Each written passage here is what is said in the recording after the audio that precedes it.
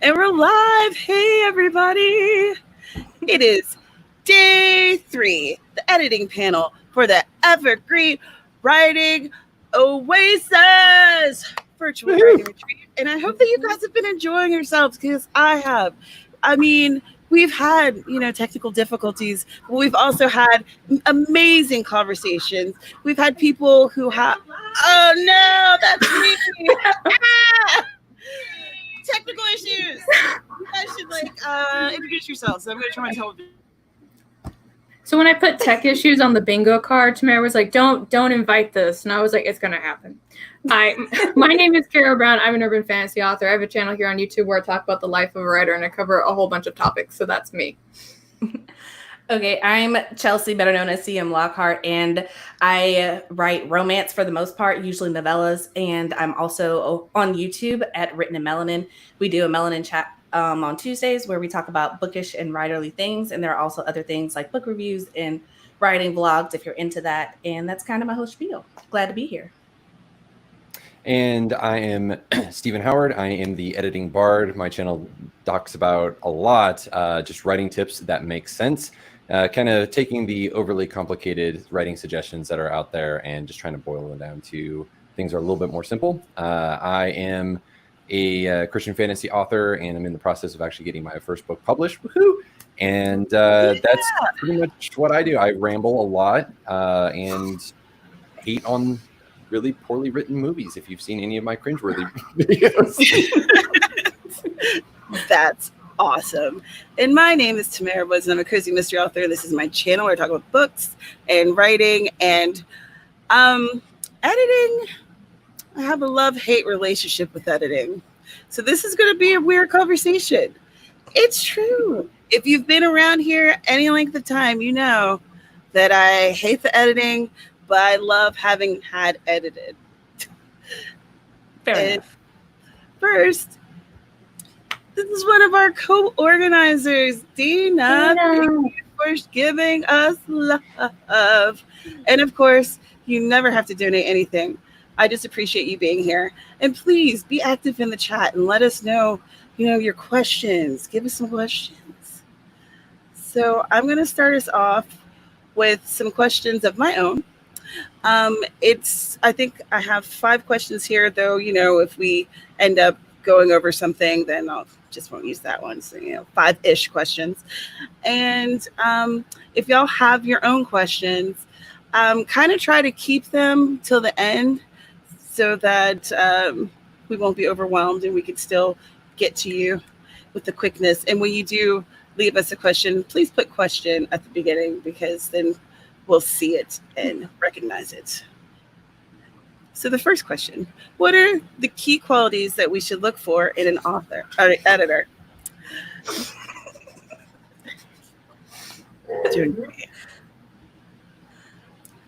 I'll jump in. This is what I do.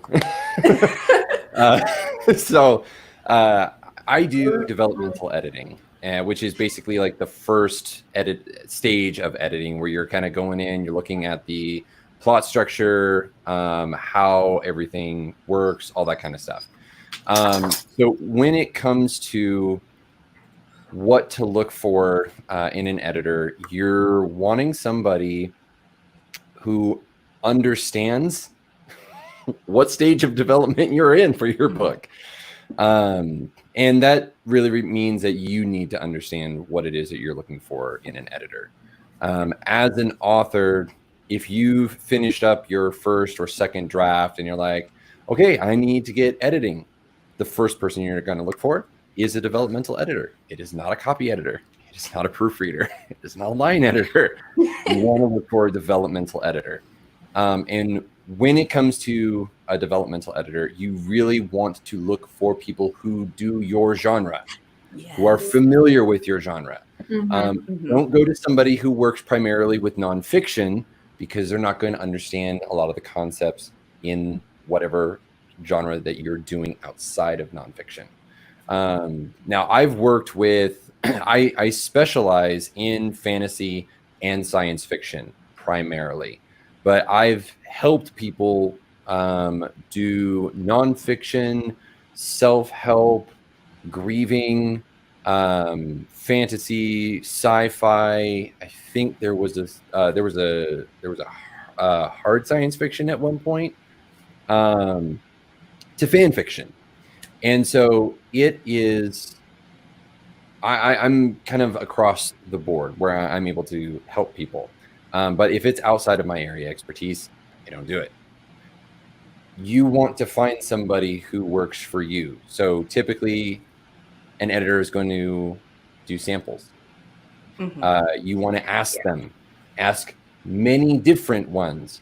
Hey, do you do a sample? And what does that look like? How many words are you going to do a sample for? Most will do anywhere between 2,500 words to the full first chapter, or some will do a few chapters. But you have to ask the question of, are they going to do that? The next important aspect is, if you decide to go with them and they're like, yes, this is great, do they list everything up front? Are they clear about their prices? Are they clear about what services they are actually providing, whether they're leaving inline comments in the document, or if they're going to be doing an overall review of the document? Those are important things. Editors do it many different ways. There is no one uniform way of editing for an editor, which is incredibly frustrating, even for editors. So you want to make sure that you're asking these types of questions. Another big bonus, it's not required, but I typically recommend it to all of the editors that I work with, is that you have a contract or an agreement that clearly states, here's what the project is, here's what I'm doing, here's what you're getting.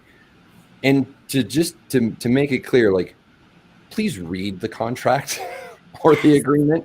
Don't just be like, well, they obviously sent me something and so it's fine. No. You need to actually read the contract. The contract is there to protect you as the author. It's very little to do with me.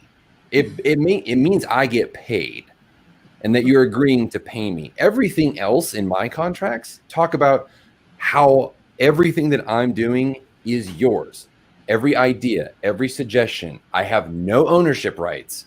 When the project is done, all of it is yours. Yeah. And so those are super important things to take into consideration when you're looking for an editor. Yeah.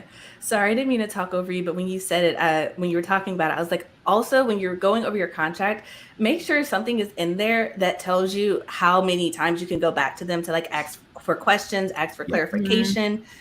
Some editors offer for them to like go back through once you make the edits, and some people don't. So like make sure you know what all you're paying for, because like if you are on a budget, like most of us are, you know, and you're like investing in it, you may not want to have to pay for a second round if you didn't know that that's what you were signing up for in the first place, if that makes sense.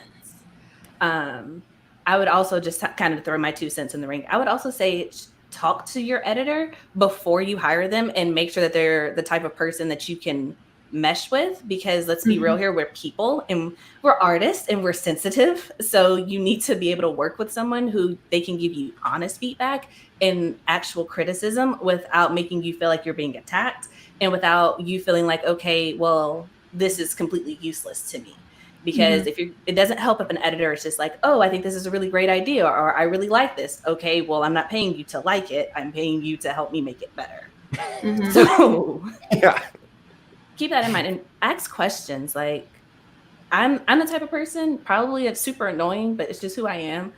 Ask all of the questions that you want to know, even if you think they are irrelevant. Like ask what program they use to do the edits in. Because if they're going to do your edits in, say, like a program like Scrivener, and you don't have access to it, well, guess who doesn't have edits now that you just paid for? Or vice versa. If they do it in like Microsoft Word, but you use Google Docs, that's going to be a really hard translation when you get your edits back. And also ask if you can see your edits before if they split it. So I'm kind of rambling, but... No, but you're giving great information. I I know some editors ask for like half up front and then half when they're finished. That at least that's what I've realized. And it's fine for you to ask to see what they did over your edits before you pay them the second half. So like if you want to see, okay, like you did, like if they don't do samples, like what Steven said, if they don't offer you a sample and you're just going on faith, which honestly, I don't recommend you do that. I recommend that you ask for a sample.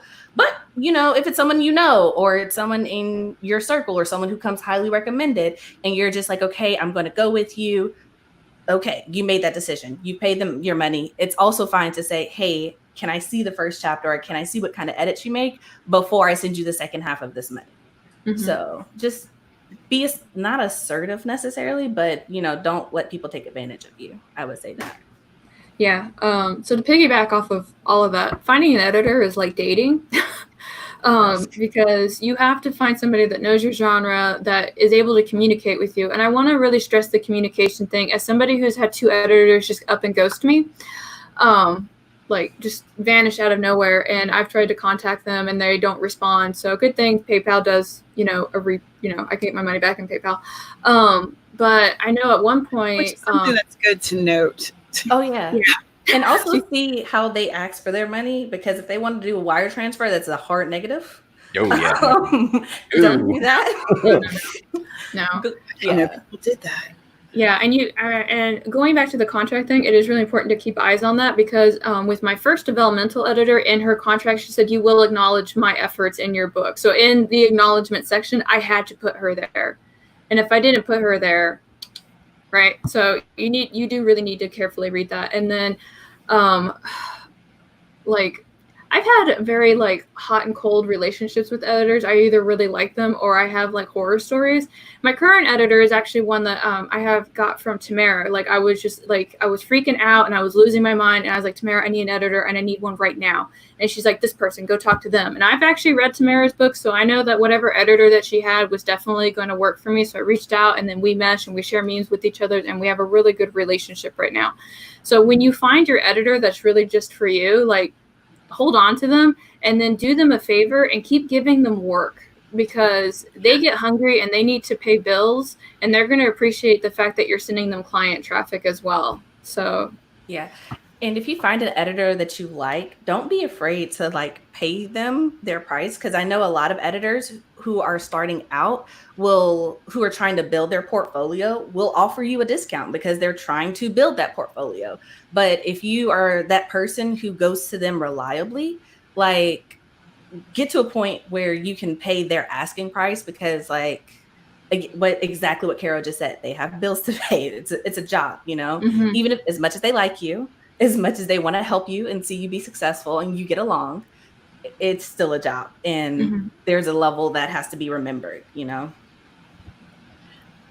I liked this comment. Contrary to popular belief, the legal contract doesn't have to be long and confusing. I absolutely agree. Our editor, their contract is pretty straightforward. I could read it and understand it, and I do not have a legal background. Thinking about definitely working with an editor who is within your wheelhouse. I had written a book that was my first novel, Blood Roses and Honeysuckles, and this one is a women's literature. And I ended up with an editor that someone had recommended. However, she didn't write that genre. She wrote, I think it was historical romance.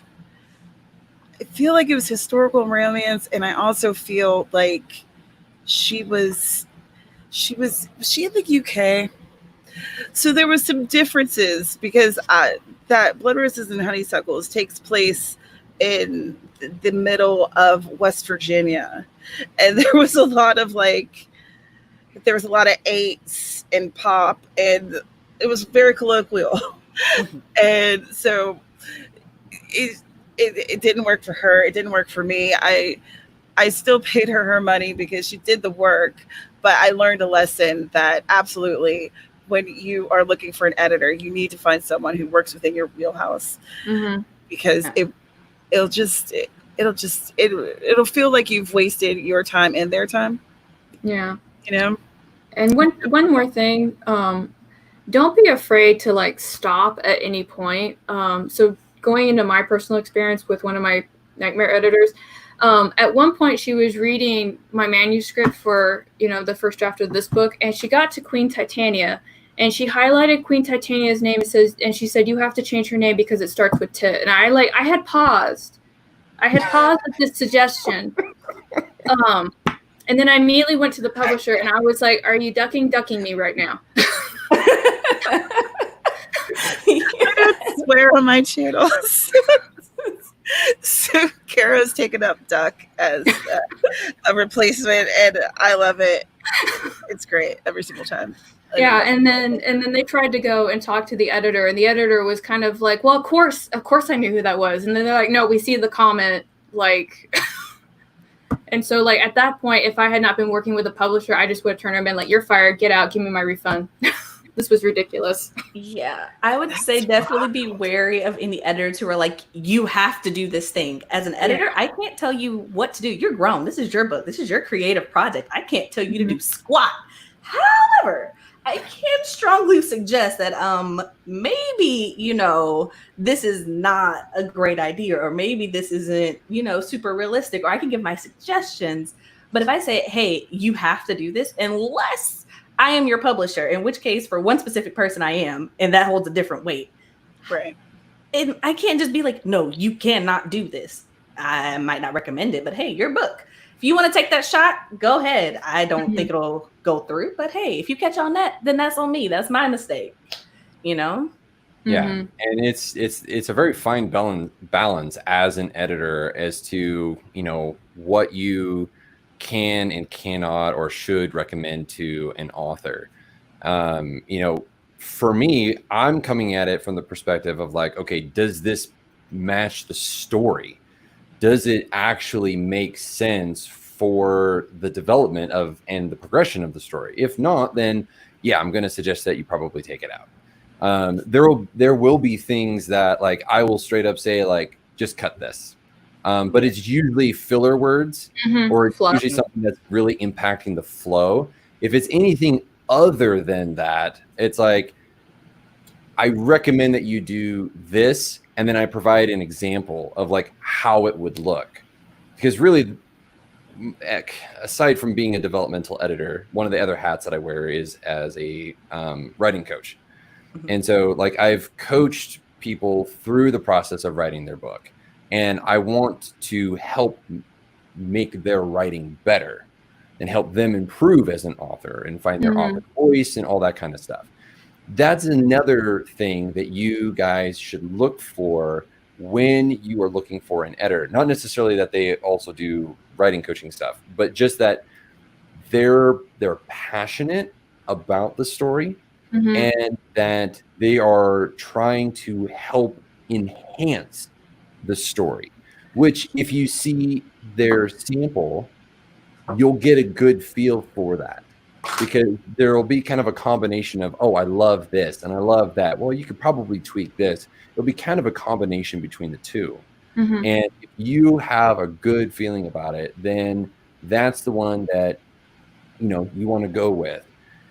The pricing structure to talk to Carrow's point is that, it's really, really hard because developmental editing is the most expensive form of editing because it is the most labor intensive form of editing. There's so much that goes into it. And, for example, like when I started off editing, I was doing like a penny per word. And technically when I was on Fiverr, it was way less than that because I had 20% coming off the top that was Fiverr, and then I pocketed the rest. So I was making way less. I was charging, I think, like $60 or $70 for 90,000 words at the time. I'm sorry, what? It was stupid. It's stupid. on my part. But Gosh, I need to hope be you had another job. Sorry. Yeah. So, well, so that's why I stressed. started my own business. And so pricing it out on average, and if you go to, I believe it's the Editorial Freelancers Association, I believe they list out the prices. Anywhere between 9 and 12 cents per word is what it costs on average for a developmental edit. Now, I don't charge that much because, as you can see behind me, all of my money is in the form of books. And so I have no other piles of cash hidden around on either side of me. So I'm charging anywhere like I think it's like 0.025 cents per word. And it's a flat rate. Yeah. And some editors will charge a hourly rate. I calculated my cost in. I was like, I know exactly how many pages an hour I can edit. I know approximately how many hours it's going to take me to get it edited. So I essentially put myself on a salary, put a fixed rate there, and say, if we need to make payments, we can make payments. I don't charge credit or anything or any sort of madness like that. It's just I'm taking you at your good word that you're going to pay me for the work that I do. For smaller projects, it's an upfront payment because I'm going to be busting my butt to get it done. And so that's how it works for me. There's other editors that do a completely polar opposite. And so that's why it's so important, to everybody's point, that you talk to your editors. I love talking with people about editing. That's why I started the whole freaking YouTube channel. This is why I ramble for days about it on my channel. But it's also why I enjoy talking to clients about it, and I talk to other authors about it, is because it's important for them to know what they need to get, what they should be looking for, so that way they don't get screwed. Because in every Facebook author group that I find, there's this bitter hatred towards any person that starts with an E and then ends with t-er. It's just like, you don't need that. You kind of do. Everybody does. Publishers have editors for a reason. Yeah. Yeah. Wow. First of all, can I say that I apologize for you? Like that, just when you said that you did 90,000 words for $70, I was like, the devil is a lie. There is no way. There is no way. I'm sorry. Like that just hurt my chest when you said it. We were all very concerned for your bad self. It's why I don't have hair anymore. Oh no! 2 months on Fiverr and it just gone, incinerated because my head just went. Like it's so labor intensive, and it's one of those things where it's just like when you think of development to editing, for me, it's just like think of someone else taking your work and reading every single word that you write and thinking about it and how it fits in your story and how it works with it and how it flows and how it builds. And if you have 90,000 of those, that means they have to sit and individually look at, process, think about 90,000 words. That takes a long time, you guys. And it was in 3 parts. The devil is a lie. Not happening. No. I'm sorry. I'm gonna need at least chapters. 2 zeros on my page. Part at 1, least part 2, 2. part 3. Like I need 3 placeholders at least. At least. I mean, we had no tequila to even numb the pain. Oh my gosh. My heart. Stop My it. eyebrows like jumped off of my face. You are killing my heart. Yeah. No. But you're absolutely right though. There are, I'm gonna put it in quotes. I'm gonna say professionals because we're all professionals who charge like 15 cents a word. Like 15 cents a word is a lot, you guys. Like a lot. Like if you think about a novella and that's 20,000 words. I'm not gonna do the math. I don't do math. I'm not even gonna pretend like I know that number. However, it's a ridiculous amount, and that's for like, again, a novella, like a very, very short novella. If you have a full-fledged novel, you're talking like double-digit thousands. I'm just going to throw a number out there. I'm not saying unreasonable, but just know that that's what you're looking at. So when you have reasonable people who are like, hey, I charge a penny a word, you should realize how much of a blessing that is. That's all I'm saying. Perspective. Looking at, okay, wait a second. I just plugged it into my calculator because I can't do math, and I think that my face melted. That's $3,000 for its 20,000 word novella. Mm-hmm. I must tell all of you who are newbies and maybe you haven't shopped around. Wow, that's Yeah. That's what I charge for somewhere around. Lord, I think that's right around where I charge for like close to 100,000 words. Like if you did a 50,000 word novel at that price point, it ends up at $7,500. Literally, you could buy my mentoring package, and I would walk you through the first draft, second draft, and help you get submitted to the publisher that I'm publishing with. He's like, I could do it all. Like, right? Yeah. And also, I have go ahead. Oh no, I just had an idea, and to know me is to know that I forget things. My thoughts are not linear in any shape, way, form, or fashion. So I apologize for that ahead of time. But I remembered something that I wanted to say. Like when you are talking to your editor about your contract, because make sure they're charging you a reasonable rate. Also make sure that they're objective, and so that they're not working to change your voice that you wrote into your story because it doesn't match theirs. Because like if you're writing colloquial, or if you're writing in like an old English because your story is based in, I don't know, like 1700s Europe somewhere, and you're using words from that era, and they're like, yeah, I don't know if this works if you use a thou here. I don't know if you know that you did your research, that works. Don't let them edit out the voice in the period that you're trying to write because it doesn't match what they would normally do. That's another thing you have to be careful with, especially, and I'm probably throwing myself out there, but especially editors who are also authors who write their own stuff, because that can leak over if they are not careful. I'm careful. I'm sure everybody on this panel is careful. Just, in the wild, be mindful. Yeah, I literally have an example of just that. The first Nightmare editor I had not only tried to change my voice, she wanted me to drastically change a male character because she has certain views about males and she just wanted that to be in the book.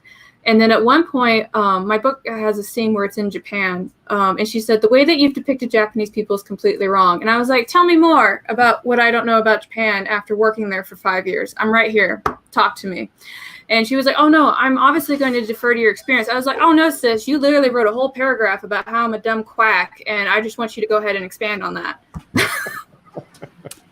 Wow. I didn't have an experience that was quite that, but I did have an experience fairly recently where I had an editor who wanted to change the language that my young African-American main character, like how she spoke and how she thought. And I was like, this isn't going to work out. that's not me. All right. Miss Barbara, you are always wonderful, and thank you for being here. And how about we go on to the next one? So let's see. So we had someone talking about the different types of editing, but I was interested in, because we're always trying to skip steps. Is it possible to skip steps in editing? And what are the different types of editing? Just for people who might not be aware, maybe they missed one of today's panels, but they're always there for replay. Okay. I will say that it's entirely possible to skip steps. I will say it is entirely frowned upon for you to skip steps. There is a process, and there's a reason there's a process, and that's because the process works. And it's also because you don't always catch everything just with a read through. That's why you have editors in the first place, someone who is removed from what you're writing. Like, they are not you, literally that. And they don't necessarily know the story inside and out, every character, this entire world you've developed inside of your head. So developmental editing is to make sure that what you see in your head actually comes across on the page in a way that makes sense and is compelling. And if it's not, somebody can tell you, hey, this probably didn't come across the way that you wanted it to come across. That's what it's for. If you skip that, and you just show it to say like your mom or your sister or somebody who loves you very much, they hype you up. It's like, that's great, but that's not developmental editing, and you're going to miss things. And then it's one of those things where I promise you, hindsight is 2020. You know, I've talked to authors and they've skipped the developmental editing or even the copy editing. And they'll put their book out and then they'll look at it like 2 months later and they're reading it through and they're like, oh my God, how did I miss this? And it's like, well, that's what happens when you skip steps, you know? Mm-hmm. It's like cleaning your room. Like if you make your bed, but then you just shove everything up under it, like on the floor, your room's not actually clean. You just kind of hid everything. And people know. It's like when you go to a potluck and you take the fries chicken, you put it on your grandma's plate. Like they know, they can see it. Yeah. Or if you show up and you about to make the macaroni salad and you just pop the lid off, like they know who bought it from the store. Okay. You just sprinkled some paprika on it and threw it in a bowl. You ain't fooling nobody. All right. Like, sometimes you don't have time. You have to bring the macaroni salad. You just gotta do what you gotta do. Right. But they know. You know, it's like, oh, she went to Harris Teeter and got this. Okay, cool. Yeah, I don't recommend skipping any steps, especially as an indie author, because when you go with a traditional publisher, you can point a finger at them and be like, oh man, bad on them. Indie author, it's all going to be your fault. You get all that responsibility and you get all that blame. And I have heard some individuals say that if they have a good enough like beta readers and good enough critique partners that they can maybe skip the developmental edit. The answer is no. And the reason I'm going to say the answer is no is because editors usually have an expansive background in training. They've gone to workshops, they've gone to seminars, they've gotten certificates, and they're going to pick up on things that even your most experienced reader isn't going to pick up on. And while looking at some of these price tags can be really overwhelming, we're talking about your book. And sometimes books last a lot longer than you, and the only way I would say it, and this is a major workaround, like I'm talking, I don't know if y'all do video games, but like I'm talking like high level 10 button combination cheat code here. Okay. I feel that in my soul. It's like the only way you can get around it is if you yourself are an editor and you have your beta readers are also editors and they're doing you a favor. Well, so while they're beta reading, they're also editing your work. That is really the only way you can get around that. But if you do not fall into category A, you are editor, and category B, your friends are also editors, your beta readers are also editors, then you can't do the cheat code. That's my 2 cents on that. Yeah, and speaking from experience, like with my own book, like I do developmental editing, and I had a developmental editor go over my book. Now, it ended up working out really nicely because she won a free giveaway that I was doing. And I basically got so wrapped up in her story that I said, screw it, I'm going to read the whole freaking book. And when I was only supposed to read like 5 chapters. And then she ended up wanting to read my first draft. And so she left huge, expansive notes, which was fantastic. But that's the only way that I would have been able to get the developmental editing done outside of paying for a developmental editor. Didn't ask her to do it. She wanted to do it. I wasn't about to argue with her. Yeah. I was having fun reading her story. But I mean, editors need editors. That's why there's multiple levels of editing. Like you're not going to catch everything. And in fact, like I look back over my story and I'm like, I would not have seen all of this stuff. I've been working on this. You're too close to the story. Can't see the board for just the to kind of touch on real quickly what Words of the Web asked, which is, should you hire a developmental editor if you're trying to go for traditional publishing? And I would say that is entirely up to you. 100% up to you. You can pay for it if it's cost effective for you and if you feel like it's going to help you present a better, more well-rounded story to the publisher. But if you get accepted, it's still going to go through developmental editing. And you have to understand that what one person does for a developmental edit could be completely undone by another developmental editor who comes through and is like, well, no, these suggestions are crap, or yeah, this doesn't really work. So it really is up to you. Just from a cost-effective standpoint, I would say no, because really, like, I'm about helping helping authors try and save as much money as they can, especially if they want to go the traditional route.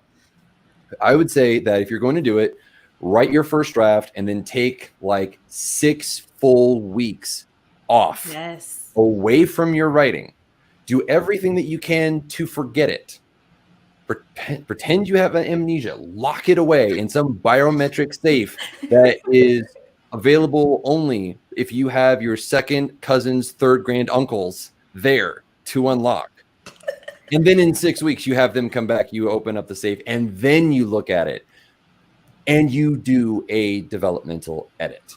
You can self-developmental edit if you're going a traditional publishing route. If you are not, if you are going to go a self-published route, you should absolutely be hiring somebody to look over it, because you want to put your best book forward the first time. Because if you publish something that is anything remotely resembling 50 Shades or Twilight, and you miss that mark, that once in a blue moon of like, wow, people are actually going to read that.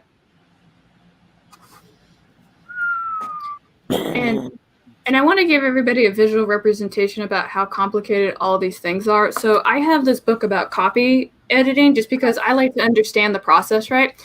I want you all to see how thick this book is. This is just copy editing. There's a lot that goes into this. All right. And this is a really expansive book, and it really does cover everything. And I read it, and then I walked away being like, I still don't understand it. So This is a job for me. yeah. It's like when people say, like, just refer to the Chicago Manual of Style. I'm like, why? Why would I do that? Yeah. There's a whole chapter on commas, a whole chapter. And in this book, if you guys haven't read this book is like Bible thin paper. She said Bible thin paper. Okay. It's a rough time. There's so much that goes into it, but like kind of when you brought up like you can do it yourself. Here's the thing that I've kind of learned, like when I'm talking just to authors in general, not necessarily people that I'm editing for, because I just like helping people. That's just who I am. I probably give away too much stuff for free, but whatever. That's who I am. But like, if you can ask yourself why like 3 times on pretty much everything that happens in your story, then you're starting to get somewhere. And I'm talking about everything that happens, like from like the first chapter, you know, the character wakes up and she's so excited for the day. 1, why are you starting with a wake up scene? That's not a great idea. Let's think about that. Why are we starting here? Is this important? Do we need to know? Does she not wake up later on in the book? So like, this is significant. Let's ask these questions. You know, why is she excited for the day? Is something supposed to be happening? Because if this is a Tuesday and she's just going to school, why? Why is she excited? Ask these questions. Who's excited about school? Who's excited about school? Is she just like a cheerleader? Like, oh my God, I'm so happy all the time. And I'm kind of making fun of cheerleaders, but I do it in good spirit. But then don't also, if you follow that up with, she's like so excited for the day, but then she gets dressed in all black and she's like, I hate everybody. Also, why? That's kind of contradictory. Help me understand, you know? So that's just a random example off of the top of my head, but like. It was great. I was here for it. Ask why several times until you can no longer be like a 2-year-old. Like, why? But why? Huh? But why? And then when you get to the end, you're like, I don't know. Okay, now we can start to get somewhere and fix things. Yeah, because the point that was made earlier of like, you're reading every single word and thinking about how it all relates to the story, where every comma, and I'm going to speak for myself here, where every comma, where every period, where every quotation mark goes, like, it is not simply just reading through. Like, I am in my head, the way that it comes out is that I am crafting how to make your book better by how the sentences flow, where character beats need to go, whether there's a dialogue tag that can be improved, how things are said, the phrasing choices that you make, cutting out repetition to create what I call the illusion of variety. So rather than it being like she at the start of a paragraph and then she further in the sentence, and then she starting it off another sentence, and then she starting off the next paragraph. Switch it up. But like your betas aren't going to do that. Let's be honest. They'll be like, yeah. There's okay, that's great. Thanks. I appreciate the question I have. Can beta critiquing take the place of editing? No. I think it kind of goes back to the reference I made earlier, the high-level cheat code. Like, if you know an editor who is willing to be your critique partner, then maybe, possibly. But I'm still going to go with like a heavy no, probably not. Only because when you're asking your critique partner and your beta readers, you're asking them to read your book as an audience. And so you're trying to see, does this go over well? Whereas when you pay an editor, you're asking them to read it as someone who crafts books, to look at it from an analytical standpoint. Like, okay, this works. This sentence is repetitive. This scene completely doesn't work. This character, like they're here, but what are they adding to the story? Your editor is going to break it down. Your beta readers are going to look at it as a whole. And those are two very different things. So if you have someone who can do both, good on you. That's great. Those people are rare and far between, because even if they are an editor, like for me, if I'm beta reading for someone, I'm not editing their work. I'm not doing developmental edits. Like, it may sneak in here and there just because that's how my brain works, but I'm not going through it line by line with that kind of hyper focus that's needed for a developmental edit. I'm just going to give you, okay, is the story that you're trying to tell coming across and making sense? And here's my feedback on it in general. Does that make sense? Yeah. I want to piggyback off of that a little bit. So when you're working with an editor and a beta reader, so your editor is going to work with you like the glacier, right? We all know like the graph with the glacier, there's the tip and then there's everything that's underneath. Your editor is going to work with you on the whole thing, where a beta reader is only going to be giving the impressions of what they see that's exposed on the top. So it's really important that you do engage both of these individuals in the process. You really just can't avoid it. I mean, and I always want to get a beta reader's impression of my writing, because sometimes they see things that I don't see, or they'll point out an inconsistency that maybe the editor missed. And it's not because the editor is incompetent, but the editor is also as deep into the story as I am. Giving birth to a book is literally like giving birth, and there's lots of people involved, and sometimes we miss stuff. This book went through like 5 revisions, right? 5 revisions. And I have pages dog-eared on this because my friend, who is a proofreader, she was like, hey, we have to sit and talk about your book. And we literally sat for an hour and went through all the typos that everybody else missed. Like, it happened. And you need people like that in your life. Not even gonna lie. You need someone who's gonna be like, hey, I love you, so let's sit down and let's talk about this. And they're willing to have, that long conversation, like, okay, let's reevaluate this, let's look at this, correct this, make sure that your book is the best it can possibly be. Like, you want people in your corner who want to see you successful and aren't going to be like, oh, well, I'm not going to tell her about it because surely her editor will catch it. Yeah. Editors are people. Yeah. And for example, this whole shelf is just Tolkien, but aside from that, one of the versions that I have, the Fellowship of the Ring, traditionally published, they misspelled Gandalf's name at least 3 times in the book. It was Gandalf, not Gandalf. And so it happens. That's the kind of stuff. Stuff gets missed. And I loved the example of the analytical thinking when it comes to what the editor is doing. So I always tell potential clients when I'm talking with them is that I wear 3 hats while I'm doing an edit. I wear the hat first and foremost of a developmental editor. So I'm going through and I'm looking at the structure, the plot, the pacing, the flow, all of it. Next one I'm looking, the next hat that I'm wearing is as an author. And I'm trying to put myself in the author's shoes to understand their writing voice, so that way I can help make the best suggestions that I possibly can. Because if I'm just suggesting just random crap as an editor, I'm failing at my job. I need to think of it from the perspective of as an author, how could I write this in their voice that makes sense? And I've had compliments from people. They're like, that was exactly what I was thinking. How did you do that? And I was like, it's sorcery. Don't worry about it. Just, we're going to keep going. Magic. And then the third one is as a reader. Am I understanding it? Is it clear? Is it something that grabs me?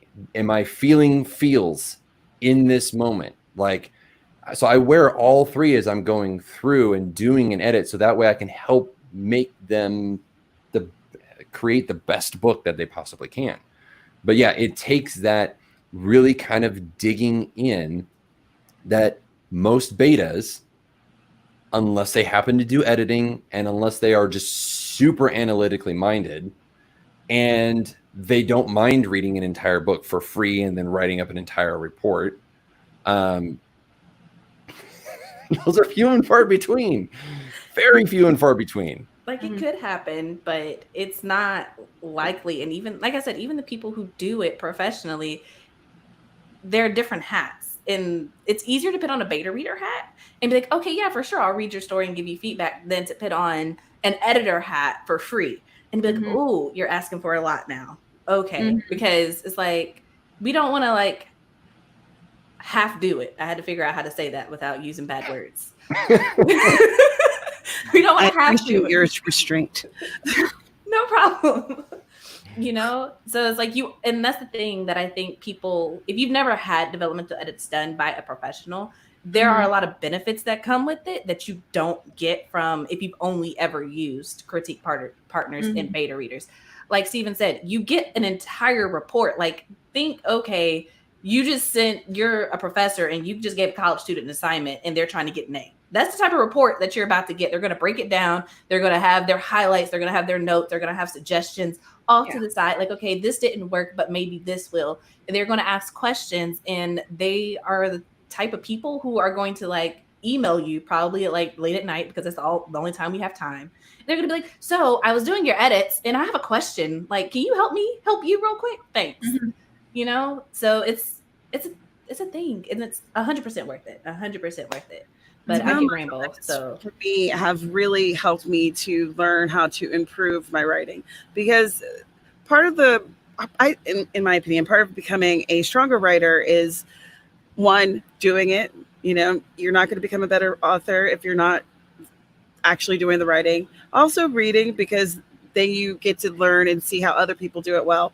But also having someone letting you know, hey, here's the things that you're doing that you might think work, they actually don't work, and here's why. Like, that's one-on-one feedback. That is a powerful tool. Yeah, and going back to like the earlier point about finding a good editor with communication, the one thing that I really like about the editor pointing the right way, that Tamara recommended to me, is that when she gives me edits, she doesn't just make changes, right? She explains why the changes are there. Like, she's trying to educate me so that way I can be better in the long run. And this can come in the form of like, this is fluff, burn it down, to like, I see what you're doing here, but I think you need to expand your content. She'll like leave a resource in there for me, which I'm always appreciative of, because sometimes, again, going back to the training, editors are also really big in kind of like current events that are going on in publishing as well. So if they see a red flag in your manuscript, they're going to be the first ones to be like, that's a big no-no right now. You don't do it. Where beta readers and critique partners may not be that invested in those kind of things. So again, you need it. Yeah. I wanted to share this real quick because someone had asked about what Carrow was referring to. So you have the book up top, and then you have the reader, and the reader is just seeing the top of the iceberg. And then underneath is editing, rewriting, writing, thinking, researching, ideating. That's a new. I don't know what that is. Dreaming. Anyway, I picked the wrong one that had a typo, but this is what Carrow. They needed an editor, right? And I think that someone else has referred to this also during the course of these 3 days. So now y'all know. But kind of piggybacking off of what Carrow said, I also wanted to mention that when you work with an editor over time, they are going to give you that one-on-one feedback, because here's the thing. as an editor, we want you to get better, because if you're better at doing what you do the first time, it's easier for us to do what we have to do on the back end. Mhm. So, and there's less back and forth. So like the first time you get an editor, okay, you might have to go through 3 revisions before it's really what you want it to be. Just throwing a number out there, right? But if you like your editor and you get along and you know what to expect from them, and they're giving you feedback that's not just, okay, this is what you need to change, but also I've noticed that when you write, you use, a lot of adverbs, or you use a lot of fluffy language, or you use a lot of passive language. And they're like, hey, maybe you could work on identifying this. You as the author can be like, when you're writing and going over it yourself, like, okay, maybe I should go ahead and reword this. And that takes a little bit off of your editor. So that keeps your editor happy, that keeps you happy, and you have a lovely working relationship for a lasting time period. There we go. There's nothing like making your editor point out your same mistake every time. Yeah, it's like teachers who tell you the same kid every day, pitch your name on your paper. And you have to tell them that all the time. Like, after a while, you want them to pick up, like, hey, just go ahead and do this, Ooh, this question. So we're talking about, improving our writing and such. What do you suggest for self-edits before you send off your manuscript to an editor? Read it out loud. Read it out loud. No. I use Natural Reader. Also, Microsoft Word has a thing. And I think Google Docs does too, but on my Google Docs, it doesn't work, whatever, it's, fine. So, because I can't physically read it entirely through out loud and like actually finish, I know that I'm going to get fatigued and I'm going to stop after like chapter 2. I'm like, okay, that's enough. But at least listening to it, I can pick up a lot of issues that I won't necessarily see. One of my favorite tips to give people is to like exactly do that. Read it, have something read it out loud. But I actually love the robotic voice of Microsoft Word, because if you can make it sound like it's a person, that means all of your punctuation and your sentences have enough variance that it reads well. So if it sounds like a robot, that means you need to adjust either your punctuation, your breaks. You need to adjust, how long your sentences are. If you have extra words in there like that, and like literally like and all of that. And when it sounds like a person, that's when, or more as much as like a person as it's going to get, because it's a robot voice. Yeah, it's robot. That means you've got to a point where it's like, okay, cool. And then you can start sending it off to people. And also just read it all the way through from start to finish, because if you get to a point where you don't want to read it anymore, guaranteed nobody else does. You wrote it, so if you don't want to read it, that's kind of a red flag. Yeah. Yeah. Yeah, and I think that like I've worked with quite a few people who have sent me their first drafts, which I welcome first drafts, unlike a lot of other editors who do developmental editing, because the rough draft is kind of like the ugly stepsister. No one wants to be around it. Everyone's just like, lock her in the cellar. No one cares. Don't let her see the light of day. I actually enjoy that the most, because with those particular clients, I've actually helped them shave off an entire revision's worth of work on the front end. And so like for me, like the bare minimum requirement that I ask somebody is that they run it through Grammarly and they do just a basic grammar check. I mean, just basic. And Grammarly is not perfect. No. I mean, Word's not perfect.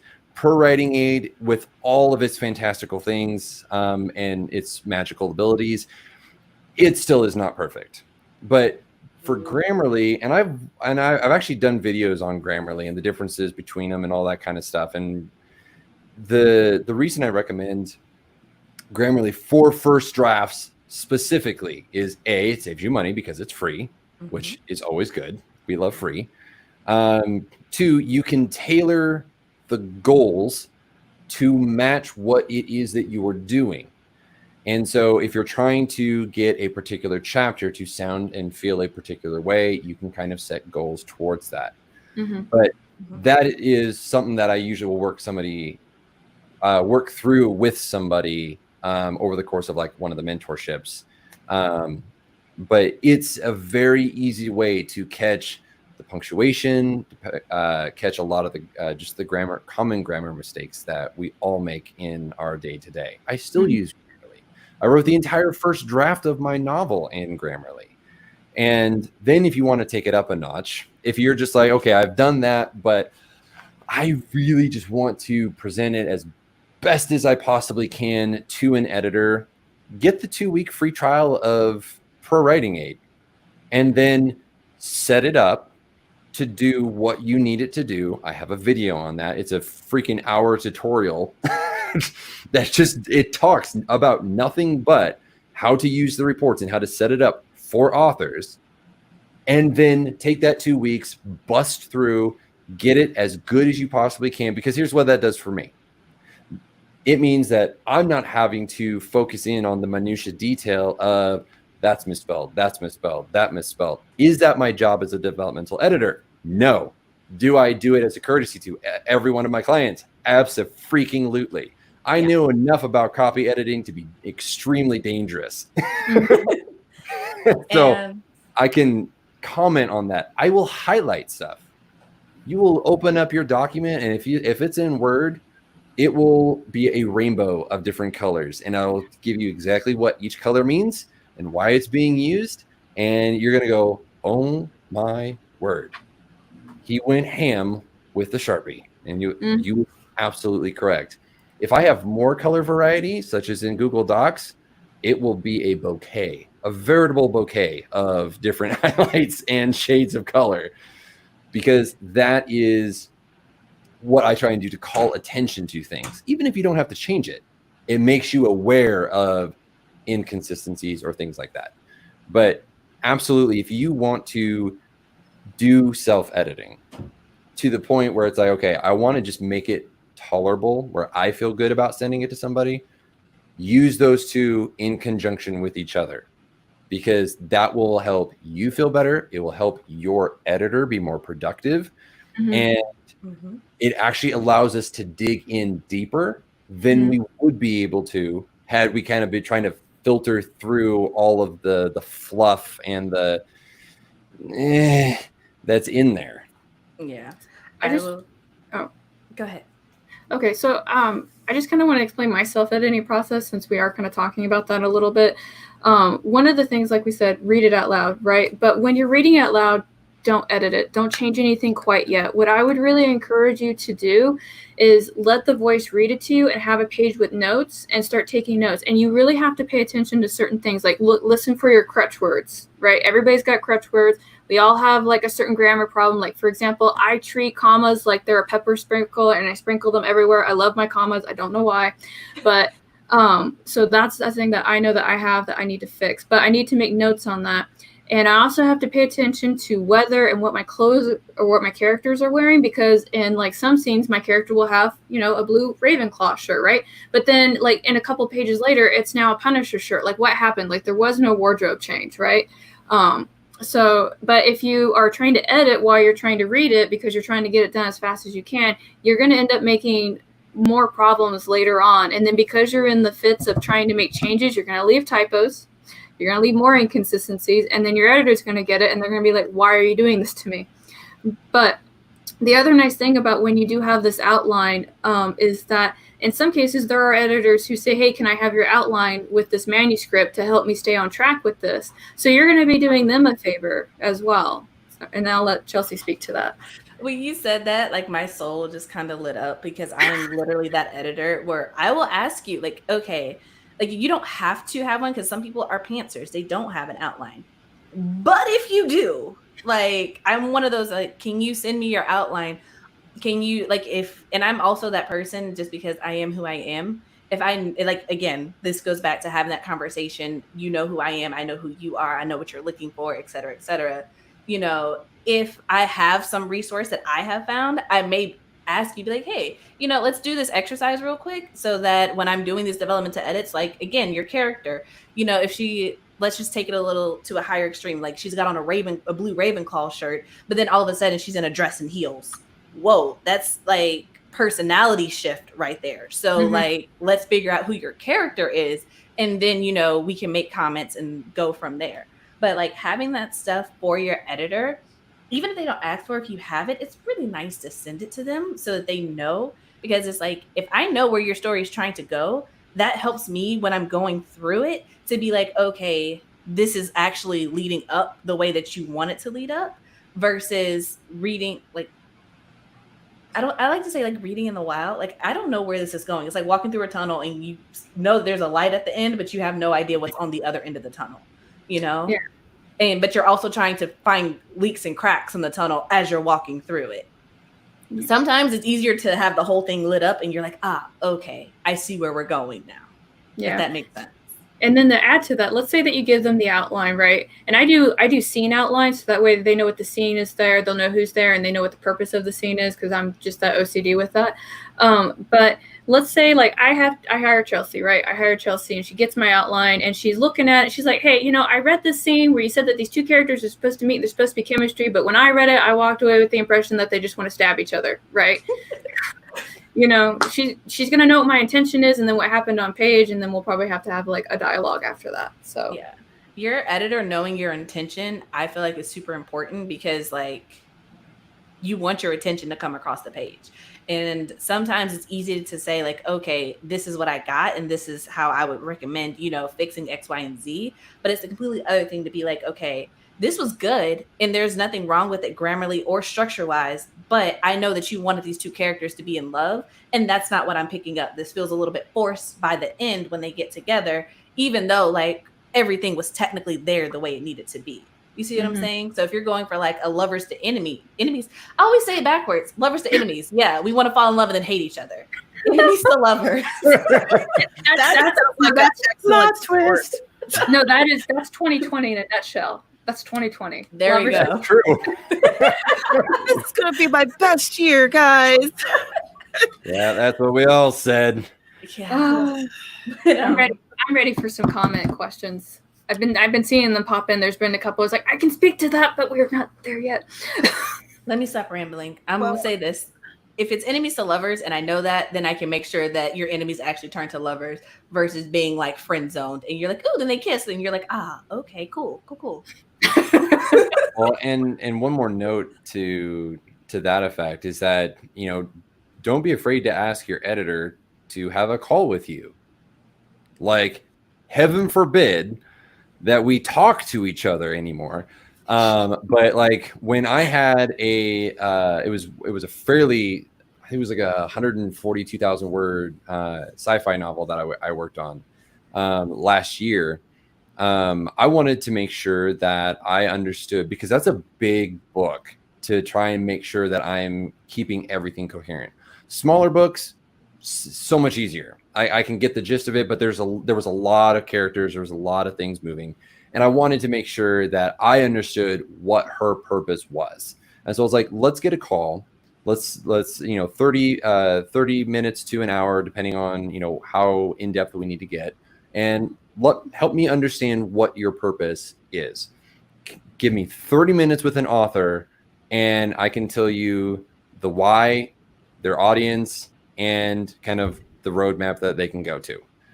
And within about that 30 to 45 minutes, I understood where she wanted her book to go, and I had a much better understanding of how I could help her get it there. One note, because I saw it pop up in the comments ages ago at this point, because everybody's been so fantastic in commenting, was for proofreading, they said have it fresh eyes. Yes, absolutely. I should not be the person to proofread your book. The person who's doing your copy editing should not be the person to proofread your book, because we all get writing blindness. We all get too close to the story because we invest in the story. We invest of ourselves into your book. Good editors do. Bad editors, well, they just try and take over. That's bad. Don't do anything and they take your money. Yeah. That was my last question that I wanted to ask. And then I want to go into what the comments are asking us. So how can we protect ourselves from a bad editor? What are the warning signs of a bad or unethical editor? I can totally speak to that. Oh yeah, and I've got some stuff too. I would speak to that. For what? I'm doing it. Okay, you go. All right. So I did an entire video where I discussed my bad editor experience. Here's some things that I found that were true with my bad editor. The communication, there was none. He disappeared for a very long time. And then after subsequent nudges and comments for me, then he came back with well, I didn't want to talk to you anymore because I didn't like your story. And then he gave me the notes back for my story, and they were extremely, extremely hurtful and very, very combative and rude. And obviously he had he was feeling some type of way. He's feeling some type of way, and that was reflected in the notes that he gave me. So let's see, what else did he do? It took a really, really long time to even get back these notes, because I'm not someone who's going to be messaging you like, hey, where's my edits? Where's my edits? Like all the time. It was over a course of 3 months when he finally got back to me. And there was things that were happening. Like, I think that he was living in an area where there was a hurricane. So I was like, okay. But then I check your personal Facebook, and you're like, hey guys, everything's great. We're doing stuff, and we're having a good time, living life. I was like, where's my bleepity bleep bing script that I've already halfway paid you for? What's going on? Why aren't you telling me what's happening? So yeah, I would absolutely look out for someone who has stopped communicating with you, or isn't very good with communication, and they don't actually give you a time frame. Frames are important. This is a business. And as someone who's self-published, and I am trying to kick out these books so I can, help out my readers so they can have something new to read, and I can have a way to pay my electric. Having a schedule is really important for me, and to have an editor who doesn't really give that. All right, now y'all can do what you will. Okay. You want to go first, Carrow? Yeah, I'll go first because, okay, so I'll tell the two things that I experienced. I already mentioned the lack of communication, so is Tamara, if I can point the right way now. So one thing that I had that was a big warning sign with the first editor that I had with 8 little pages, because I'm going to go ahead and throw that shade, is when she would send me these messages about my book, she was really like having some kind of like authority trip when she was talking to me. So she would like talk down like I didn't know anything about the mythology in my book, about the locations, even though I had been there. I'd physically seen them and lived in them for multiple years. She would talk down to me. And I remember one day she was kind of like, and any changes, or was it she got upset that I had not refused, but I basically didn't make some of her changes, because I was like, no, he's not going to act like that, and that's not how this thing is. She's like, if you keep not taking my changes, then we're going to have to delay the release of your book, and we don't want that now, do we? And I was like, oh shit, it's like it's on like Donkey Kong now. So that happened, and that's when I started buying all of these books, because at that point, like, things had been compromised. But then the second thing that was a major red flag to me was in passing conversation, she had made a comment. It's like, yeah, this book that I edited got taken down for poor quality control. And I was like, stop, what? That did not happen. And she's like, yeah, I got to be more careful in the future. And I was like, you should be more careful every time. Wow. Okay, I have a lot of opinions on what you just said. Like, what? Okay. First of all, like, communication, like, it's red flag, of course, if someone's not communicating with you. That's like the major thing, right? Because like, we're writers and editors. We deal with words. If nobody wants to share words with you, that's an issue, period. Mm-hmm. Right? But then also how they talk to you, because at the end of the day, an editor is just someone who is helping you. You are paying them for a service, and everything that they give you is a suggestion. They are not a dictator. It is not their book. They don't get to say you have to do this or this doesn't happen. Unless you are going through a publisher and that editor works directly for the publisher, and the publisher is like, hey, you can't include X, Y, and Z in your book, or your book can't be this length, or whatever. that's a different ballgame. But if you're indie, yeah, no, editors can't tell you what to do. Okay, so that's also a major red flag. Again, the time frame, that kind of goes back to your contract. I know when I send out a contract, I put in there like, hey, if it's this long, then it's going to take me about this, like it's going to take me like 6 weeks. But if it's longer than this, it'll probably take me about 8 weeks. If it doesn't fit this time frame, then I will contact you, let you know, and we will go from there. And also for me, it's also kind of a red flag when an editor is like, okay, you have to pay up front and then you can't like exit this. Anyone who wants 100% up front is like low key kind of shady. Like you don't, I can't think off the top of my head where you pay for a service up front before you actually get the service. That that doesn't make sense. No. And also it's like reviews are everywhere. If this person says, oh yeah, I've done this and I've done this and I've done that and I've done that, but they don't want to give you an email, they don't want to point you to an actual book, they don't want to point you to a credit line anywhere, they don't have references, like even if it's not like in the book, as apparently Carrow you had to do, like you were forced to put it in your book.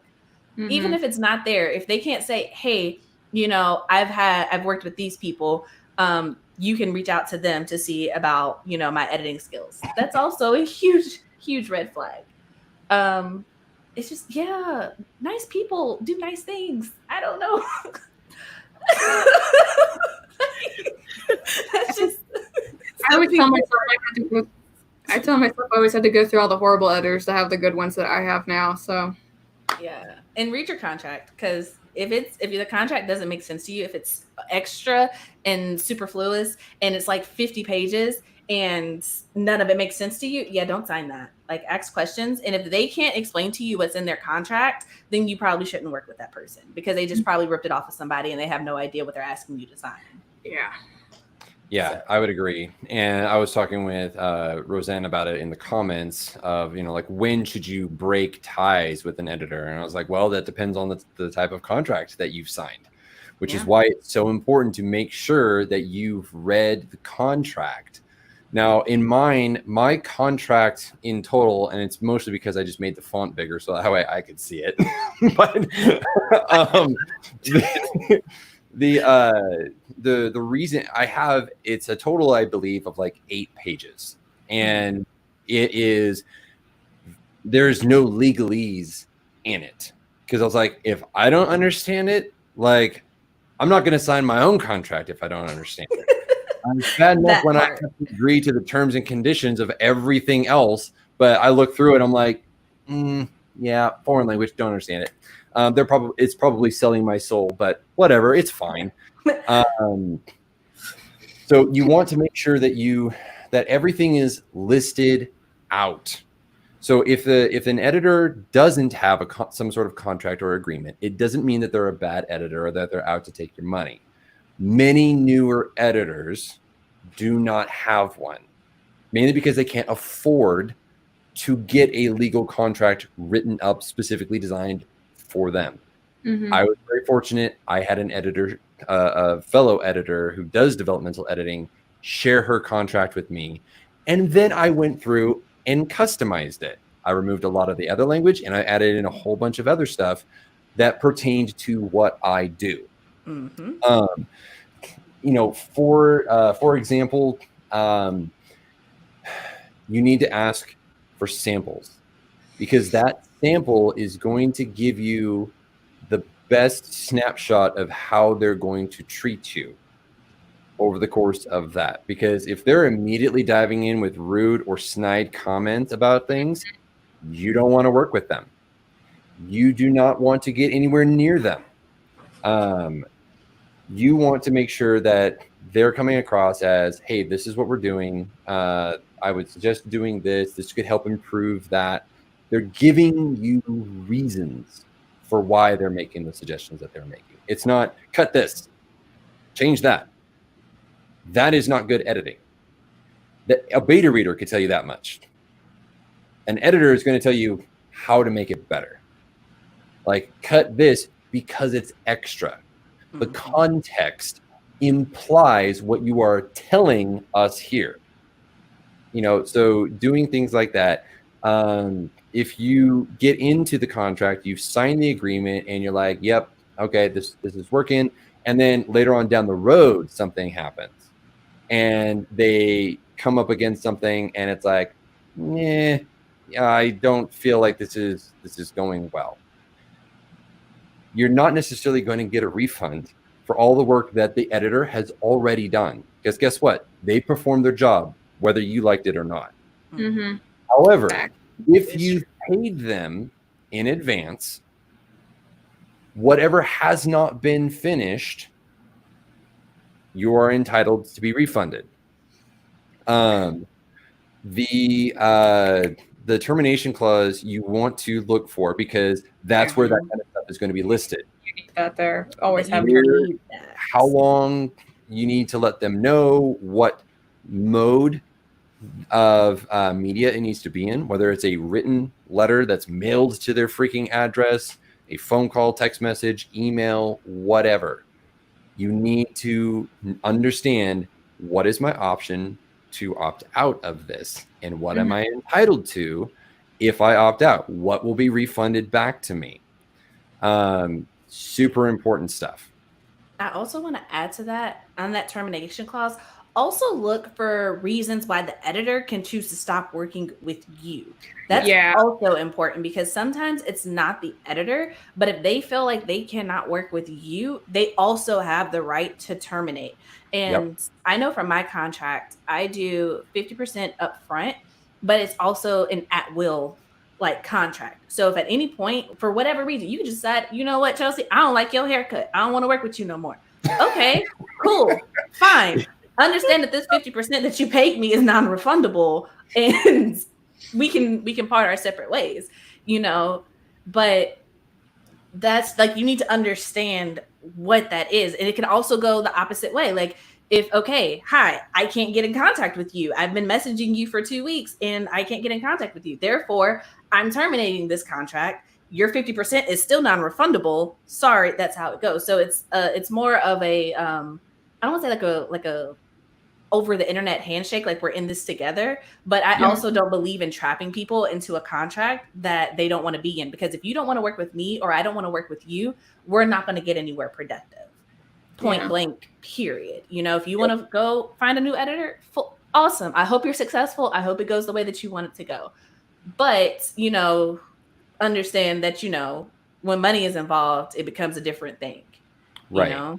Yep, absolutely. And it's important to understand as authors, you are paying somebody for a service. And so if you're paying for a service and they have done the service up to a certain point, it's like one of the things in my contract says, not liking my comments is not reason to not pay me for my work. And that's not because I'm a greedy, greedy duck. A greedy duck. Colorful language. Yeah. But it's not because I'm trying to be shady about it. It's that just because you've hired me doesn't mean that you're going to like or agree with my opinion on it. And just because you may not agree or like it does not mean that you cannot pay me for the work that I've already done. Which is why, and this kind of ranges from editor to editor, and it usually depends on the size and scope of the work. So, like for example, if a job is going to be like $250 or less, it's upfront. All of it is upfront. It's a small cost, and it's going to be done because it's like 10,000 words. If it's going to be like 50,000 words, then I negotiate with them, and then I put what we talked about into the payment agreement, which is a part of the contract. Each contract is customized to the client. It's not just a one size fits all. It's what's their project, what am I doing for their project, what are they agreeing to pay for their project, and then that is what they are held accountable to. It is what I'm held accountable to. It's not vague.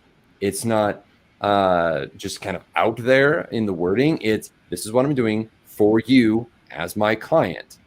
So my expectation is that we work together. And to one of the questions that I saw popped up there, some editors do payments. I take payments because I realize that somebody who has a 70,000 word novel is not going to be able to just plop down a couple $1,000s. They're going to potentially need to pay either half now or half later. Or if they're like, I really want to work with you, and I'm like, okay, well then what can you afford monthly?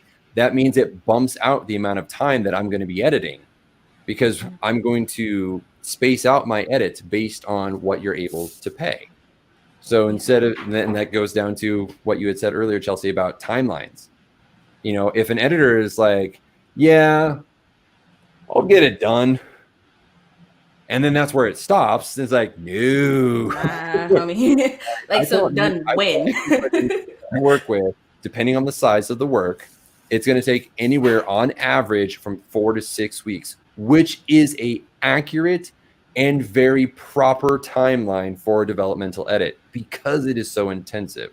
Mm-hmm. Can I bust something out over a weekend? Yes, I've done it for Fiverr for less than pennies. And it was not fun. Oh God.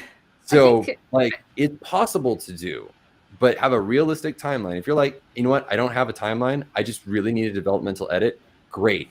Let's work out a payment plan that works for the both of us. Because I have 2 little mini rabid billy goats who are my children who eat and graze constantly, and they need food. And so you pay me and it immediately goes to the grocery bill to feed them. Yeah. I think I saw Tamara try to say something earlier. Oh, I'm sorry. Oh, that's okay. I have no idea what I was going to say. But I did want to start moving on to the questions that are in the comments. Okay. Because some people were so kind enough to give us some. And I wanted to thank Juanita. She says the Evergreen Writing Oasis retreat has been so great. Thank you for putting this together, and to all who had a part in it. And we appreciate the love. Mm-hmm. We appreciate the love. Okay. So Louisa asks, should you have a different version of your book for the market you are selling in? If I write with English speaking and punctuation, do I need to use different spelling if selling to the US? I don't think so. No, because I've got his Dark Materials on the shelf behind me, and that's all in British English. So everybody knows that we use over in the UK. And I feel like as a UK author, should I get a US/UK editor if selling to different markets? Maybe they didn't see that their question had posted. Oh. All right. So we're just going to go with no for that. Sky asks, for those with detailed outlines, can someone use an editor for the outline to help fix possible plot holes / story beats before writing the stories?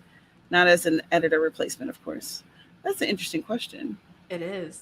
I mean, technically you could if somebody was willing to do it. I've never been approached with that question, like, hey, can you help me edit my outline and not my book? But I don't see why not. Everybody has a sounding board, right? Mm-hmm. Yeah, I would say that there's probably nothing wrong with that. I mean, I do that for my coaching clients because we're not just working on just the editing of the book. We're actually going through the entire process of writing the book, which includes, figuring out character arcs, figuring out the plot, figuring out what your outline is. And so, a story coach may be someone that's more in line with that particular question than an editor would be. Mm-hmm. But I don't see any reasons why you couldn't have a developmental editor. It's just a matter of okay, that's going to be something that you're going to have to negotiate with them because we work on words per hour, mm-hmm. or excuse me, words per a flat rate. Thank you. There's the author of the Story Grid, and he has a very detailed process about outlining and stuff like that. But one of the services that he would offer to some of his authors is that he would sit down and go over all the story beats and when they would enter positive and negative moments in the story. His details should be just books themselves, but that's just a service that he provides. So it really kind of depends on the editor and what they're they're experienced in and what they're comfortable with doing and all that. So it's just, that's a maybe. Yeah. All right, here's another question. Do you have to pay for samples? No, you shouldn't have to. I don't think so. I've never encountered having to pay for a sample. I've And if never you paid. do, it should go I toward have the paid. editing. And I've seen. actually, Oh, go on. I Sorry. was just gonna say, I've done paid samples before, less than what my normal charge would be. I think I charge it like a penny a word, because someone's only going to send me like 2,500 words, so they're out $25 if they decide to go with me. And it usually depends on what my how much work I have going on. If I'm busy, then they're going to choose to pay a little bit more or pay for something. However, that will roll over and come off of the total amount. Mm-hmm. I'm not going to charge them extra in addition to the editing. If they choose to go with me as an editor, great. Then I deduct $25 off the top, and they're $25 less to pay. Yeah. I would say if you're going to do that, have it like very plain. Like, I charge this much for the sample edit, but if you end up going with me, it's going to be included in the overall cost. Yep. I am going to say that when you are working with independent authors, that is going to throw them off a little bit, because I don't know if you've seen a lot of us, we don't exactly roll in cash right now. So What you mean? Don't you see my cash, my stack of cash behind me? Look at you living like Jeffree Star. Oh. The mansion behind this green screen. You just can't see it. So under the desk. Yeah, so I mean, and if you're just not comfortable with spending a certain amount of time on doing that, then, you know, I think it's in WoW, World of Warcraft, where the goblins are like, time is money, and I can definitely respect that. But just be clear, and wherever it is that you're advertising for your services, that's how it works, and this is why it works. So that way people don't get like kind of hit in the face when you're like, okay, so you're gonna pay me like, I don't know, like $20 now. I'm like, hold on. Oh yeah. Yeah, no, that's an upfront conversation I have with people. And it's usually if they get into like, hey, I'd like to send you the first couple of chapters. And then it's like, okay, well, that's not just a sample. That's you. that's a big pool depending on what the size of your book is. And so I'll charge for something like that. I have done smaller ones in that same vein, but typically I moved away from this charging for the smaller ones. If it's like just 2,500 words or it's a really small sample, it changed to like, if you're wanting like 2-3 full chapters done as a sample, you'll pay me for that. And then that rolls over into the total cost. If it's like 1,000 words to 2,500, I'll get through that in about an hour. And so I'm not going to charge for something like that. Yeah. And I guess on the other end of that, because I'm like, it kind of goes hand in hand. It's also one of those things, like as an indie author, you also have to be mindful that when you're looking for an editor and you're vetting these editors, also understand that if they are indie as well, like they're not doing editing for a major company or anything like that, like they're freelancing, understand that, you know, this is their job. And so if they're asking you, you know, to say, okay, like I can do samples for you, but it's going to be $25 and it will roll over into it, you know, if you choose to go with me, understand that that's actually very, very reasonable. Like, everyone is not at a place where they can offer you samples for free. Everyone's not at a place where they can offer to edit, you know, 3 chapters for you up front and to see if you like them and you get along, you know. So everybody's at a different place, so be mindful of that. And I would say when you're vetting your editors, make sure that they are at a place that you are at as well. So if you're at a place where you're cool with paying $25 for a sample edit, then do that. But if you're not, then be like, okay, great. And, you know, move on to the next person on your list. But also be mindful, because, you know, we indie, we like to save money. Be mindful that a lot of times you get what you pay for. So a lot of times inexperienced editors will price their stuff way lower because they're trying to build their portfolio. And people who have been doing this a while, who know what they're doing, who have the experience, they're not going to charge the same rate as someone who literally just decided last year, okay, I'm going to do editing and do it for other people now. That's 2 different type of people that you're working with. Not to say that one is better than the other for what you're looking for, but one is going to have more experience than the other, and you're going to pay for that. Yep, absolutely. And that's one of the reasons why I have a very strong love-hate relationship with like Fiverr and Upwork, is because they are freelance mills. Is essentially what they are. For those who look for editors on Fiverr, I did a short video on that, but it's, you know, I started on Fiverr, but I mean, I was doing 90,000 words for anywhere between, you know, 70 and 90 bucks. And that was over the course of a week. That was my turnaround time, was a week. And so it was a lot of work. And then when I did the math on it, I was like, it doesn't add up. I'm still poor. Shoot. Well, that's unfortunate. And that's actually one of the reasons why I, aside from falling in love with developmental editing, I wanted to, and I wanted to pursue that full time. I wanted to build that up into my business. Fiverr was good because it allowed me to figure out how I wanted to do some of my developmental edits, what my time was really worth. And then as soon as I figured that out, I moved off Fiverr. But it is incredibly difficult to find editors worth their salt on Fiverr. Or Upwork, because that's where I started. Upwork. It's not impossible, but you have to really look at the reviews. You need to look at what they're offering. There is no contract or agreement other than through Fiverr. So you have to be okay with whatever terms Fiverr has, and understand that you hold all of the power on Fiverr. And so you can royally screw over a good editor and they end up getting it. And that's an incredibly difficult place to be, because I've heard people I run a group for editors on Facebook, and I've heard stories that, you know, they're like, I did all of this, and then they immediately turned around and asked for a refund, and they lose everything, all of those hours of work that we pour into it. So don't be that. And so it's like, you know, if you're going to find a legit editor, I wouldn't recommend going to places like Upwork and to Fiverr. If you're looking, because those places are primarily going to be where beginners go to get started. And there's nothing wrong with that. Just to piggyback off of that, you never know what you're going to find on Fiverr either. Like long story short, because I know we have more questions to take.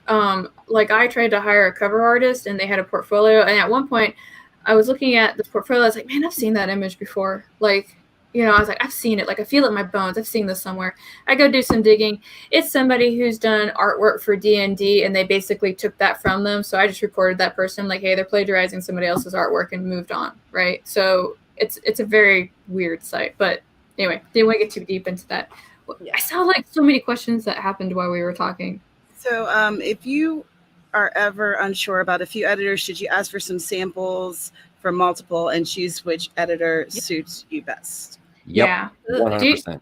Do me a favor, though, because somebody did this to me once because they got some sample pages and they're like, I want you to help me pick an editor. And I'm like, oh, absolutely not. I'm not part of your editor dating life here.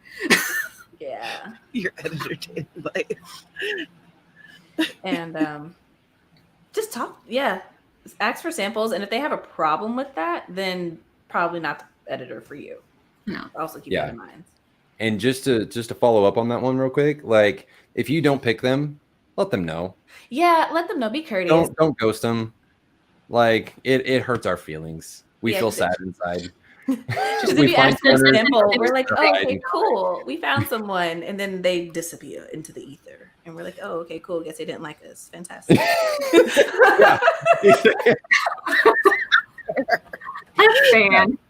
Yeah, don't do that. Just be like, hey, like, I wanted to thank you for taking the time. Be respectful, guys. Like that's really what it boils down to. Treat people like how you would want to be treated. Yeah, right? And if you email, like, thanks for sending me the sample. I chose to go with someone else. Wish you all the best. I've had several people do that, and I was like, congratulations. Like, just because I'm not the right guy for it, I'm glad that you found someone who was. Honestly, as a reader, I'm just glad that you picked somebody else. You picked somebody, you know? Yeah, and if you think depending on the sample, that could have double meaning. Yeah, and if you think authors talk to Jesus, each other, that you went and found somebody. and if you think that authors actually talk to each other about people they get services from, editors talk to each other too. Oh yeah. So be nice to your editor because the others will That's know. why we have a group. So I like this question. the motivational setting asks, for someone who is new to this whole process, where do you find an editor? And I think this is a great question because Yeah. when I was first looking for an editor, oh man, it was so hard. I was Googling, I was going through every single writing group that I was in and doing an editor search. And let me tell you, I was in a lot of freaking writing groups. I'm in a lot of writing groups. It was such a huge undertaking because at that time I didn't have other indies who were doing this with me. You know, I hadn't found my group yet. So for someone who was like poor me and who's just trying to do this on their own and they don't have the resources to ask a friend, where are some good places to find? And especially maybe people who aren't like at the top tier price point. I would say social media, so Instagram and Twitter, because if we're all vain and we like to brag when we have a client sometimes, and we like to let people know that we do this. Hey, you know, I'm free, I'm available, you know, if you're looking for some editing. I would also say check author websites because a lot of indie authors also do edits on the side that falls back on, you know, the vetting them and making sure that they actually can do what they're saying that they can do and not just trying to make a quick buck off of you. And I would also say just like ask on Twitter. If you literally ask anything and put hashtag writing community, they will come through. They will. And they will drop recommendations. You can also search AuthorTube because that's where I found Tamara and Carrow. I was still looking for Steven. He hadn't popped up on my timeline yet. I'm sorry. But but that's where I found a lot of the writing community. And then once you find them, they have a recommendation for literally everything, everybody. You need a cover artist, they know somebody. You need an editor, they know somebody. You need a proofreader, they know somebody. I did a video about that. See, there you go. She knows somebody. Yeah, I agree. I mean, it's really asking people. You know, a better place to go if you're trying to find like a centralized location could be Readsy. I know that price point wise is kind of in the middle. However, you can see what books people have worked on and that have been published. So that is a huge benefit to Readsy. But I mean, other than that, like finding other people. Ooh, yes! Chelsea. All right. Also, you can check in books that you like. A lot of people will not necessarily in the acknowledgements. They will, if you go to the front where it has all that information that you know, that stuff that you don't never read with the copyright stuff, and this is printed in the ISBN, all that stuff you don't check. At the bottom, sometimes it'll say this book was edited by, and you can also do that for cover artists, and you can also do that for publishers, like indie publishers. They usually have a website as well. Especially if you want, like, if you like the author, then you can also go there. And sometimes they'll tell you who their editor is on Amazon. I know we're kind of moving in a trend where we're moving away from Amazon. Some people will actually credit their editor on the title of the book. Like when you click the little blue links or whatever, they'll tell you who their editor was. So that's also a good place to start. I'm guilty of only looking at the copyright one. I'm like, who edited this book? So I never hired them. I've done that too. I'm not gonna lie. Like the copyright for the cover designer, I'll be like, ooh, who did that? I'm not even gonna lie. Like I have talked to people before and had them on the channel, and I'm like, ooh, I love your book so much, but like the editing in the future, let me know because I got you because this wasn't it. Just being honest, and they'd be like, you know, I know, and I'm like, I wanted you to know because like there's literally like a whole page, like the text just stopped in the middle of a sentence and then it started on the next page, and I was just like, oh, I got you next time, just let me know. Yeah, well, and you know, one of the reasons why I started the group for I started it with developmental editors in mind because one, I was pretty sure we were all basically the equivalent of human unicorns because nobody knew it. We like developmental editing existed. And so I was like, I feel all by myself and I need friends. And so I started the group, and over the last year, I mean, we're up to almost 200 editors now. And it is most of them do like everything. And so, we're able to talk. But if there's people that I can't talk to or I can't help, I go and I post in the group and I'm like, hey, who's available? I have an email address. I have somebody who's looking, so if you guys need an editor that, is trustworthy, I have almost 200 I can point you towards. That's dope. Mm-hmm. I like this question. And everyone's links are in the description, by the way, for their YouTube channels so that you can follow up with them and find them and follow them on all their socials and get to know them a little better. So Carol asks, would you suggest developmental editing before or after beta readers / sensitivity readers? Before. That's my opinion on it. I would say before. Because I've been a part of so many author groups where they're like, I just use my betas and it's fine. And then it's like, no, it's not. They can actually make things worse, because if you think editors are opinionated, that's funny. I've seen more beta readers try to insert their unwanted editing opinion on a book, and it just left the author completely discouraged, and they said, I'm done. And so my opinion on it is that betas are your audience and that they should be at the end of editing. So you've done your developmental edit, you've worked with people, you've spruced it up. Now you're trying to make sure, does it work? And then you send it to your betas and you say, does this work? And then they can look at it. You're not asking them for their editorial opinion. You're not asking them for the plot. You're asking them, what's your initial reaction when you read this? Mm-hmm. And then they're going to give you that initial reaction when they read that. And that tells you, and the other part is, make sure that they actually read the genre that you write. Don't have a beta who reads historical fiction read your fantasy novel where there's goblins, elves, dwarves, and other sorts of shenanigans, and they're like, this is unrealistic. This is garbage. Like, yeah, no, read it.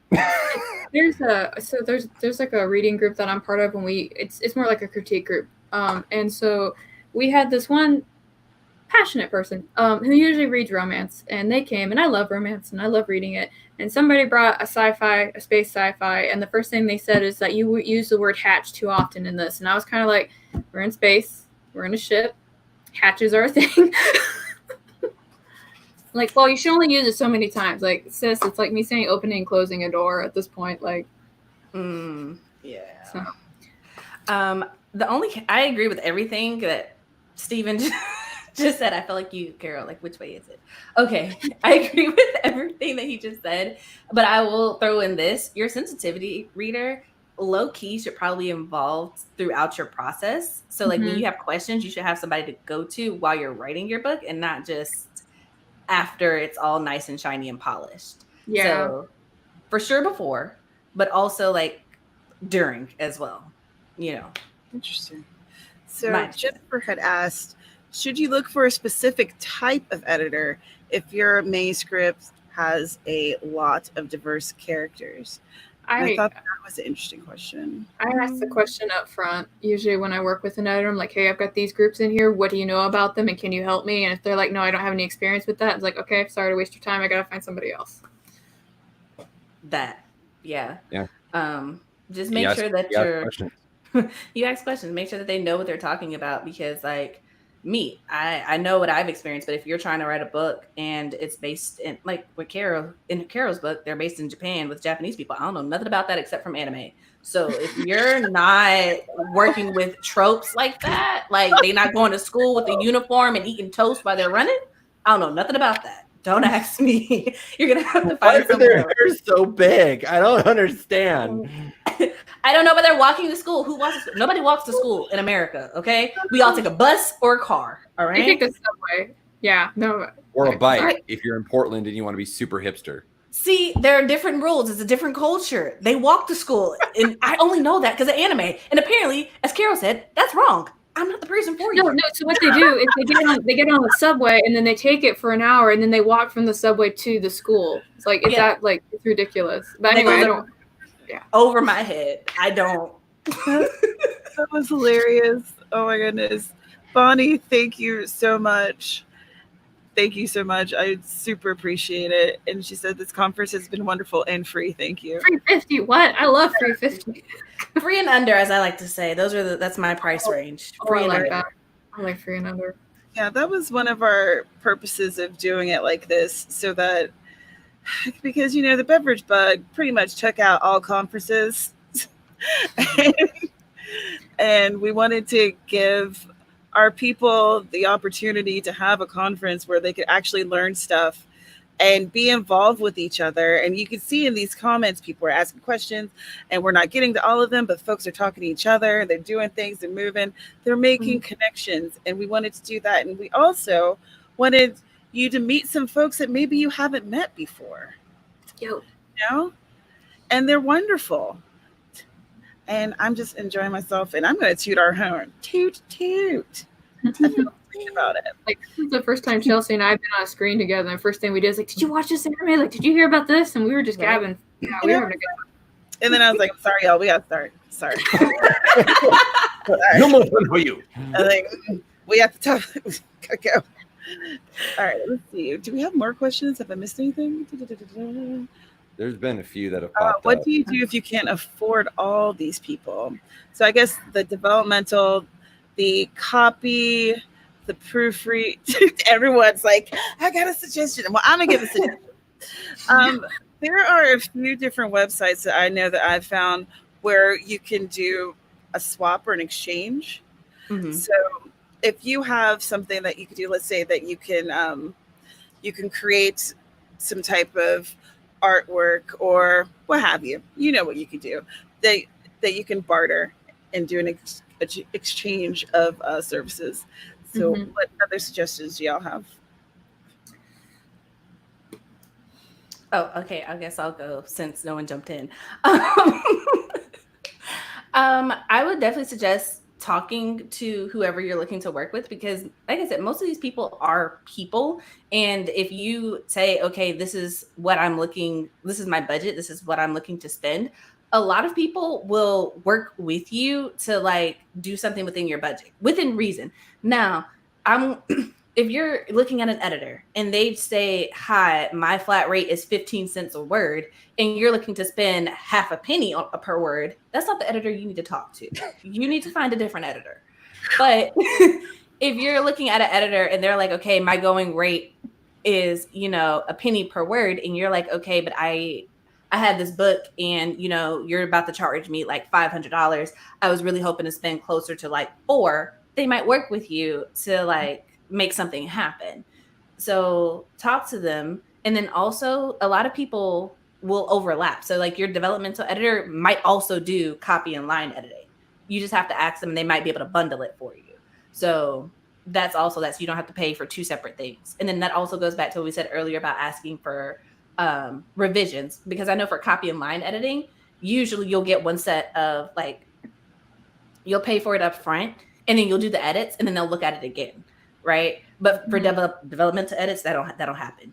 You pay them, they look at it, they send it back, and you're on your own. If you want to have a second round of developmental edits, you got to pay for that again. Right. So just kind of know what you're getting yourself into, what you can afford, and let them know so that they can be people and help you, unless you're doing it through Fiverr or Upwork, because like, don't try to short them. They don't get paid anything, you guys. So yeah. So one thing I could add to that is, so I did a marketing panel yesterday, not to do a shameless promo, but in the marketing panel, we did discuss marketing plans, and because you do have to treat your book like it is a business venture, like you really do. And so part of that is also including the costs, and that's going to include your cover, your interior formatting, your editing. So you need to plan that all out ahead of time, and you need to budget appropriately. So when I first started writing this monstrosity here, I wrote it when I was still teaching. So, and teachers don't get paid anything, right? Really don't. No, so like when I started doing this, my husband and I sat down and we made a spreadsheet. I know, shocking. We made a spreadsheet about the expenses that it was going to take and when we were going to hit those benchmarks. And so, like, if you know anything about me, I'm very go, go, go. Like, you know, I was like, I'm going to have this book finished in a year and I'm going to have it edited in this amount of time and da-da-da. But when I sat down and did the price thing, I was like, okay, it's going to take me 2 years because I can't afford to do that right now. And that's just something that you need to figure out now. So there you go. That's my 2 cents. Yeah, absolutely. I think one of the biggest things that I have seen authors overlook or just not even take into consideration is that you are building a product, therefore you are a small business. And so you have to come at it from the mindset of a small business owner who is an author, not an author who is a small business owner. You are business owner first, you are author second. That does not mean that it takes away from the love of writing. In fact, it should help motivate you to write better and make better choices for your book. And so, you know, you want to take into consideration all of the costs, just like you would a small startup business. There are ways to cut some of those costs, to find the best ways to not overspend and just kind of blow your budget just sky high out of the water. But you have to know what it is that you're looking for and what it is that you're going to need. You're going to need a developmental edit. You're going to need a copy and line edit, and you're going to need a proofreading, which is not editing. Mind blown. Go ahead. No, I was going to just say, and go, like you said, like go into it knowing that you have to pay for those things and not go into it thinking, okay, how can I get around paying for those things? Because that mindset will mess you up. You're going to have any friends. Yes. You're going to have a bad time. Also, I just want to point this out, and this is kind of random, kind of off topic, but when you said what you said, Stephen, I was like, that's like that Jay-Z lyric. It's like, I'm a businessman. I'm a businessman. It goes hand in hand. Yep. Yeah. They're two sides of the same coin. You just got to hold the right side of the coin up first. You know, and that's seriously is one of the biggest things that changed how I viewed my writing. Because I started my business for editing and stuff. And the more that I learned about it, the more I realized I was like, man, like writing a book is a business. You are selling a physical or digital product. You're having to market. You're doing all the other things that a normal small business is going to do. So you have to treat it with that same kind of respect. So you got to budget. You got to figure out what you can do. You know, I would say that the person who does your developmental editing should not necessarily be the person who does your copy and line edit, because they've been so thorough and so digging into the story. Writing blindness.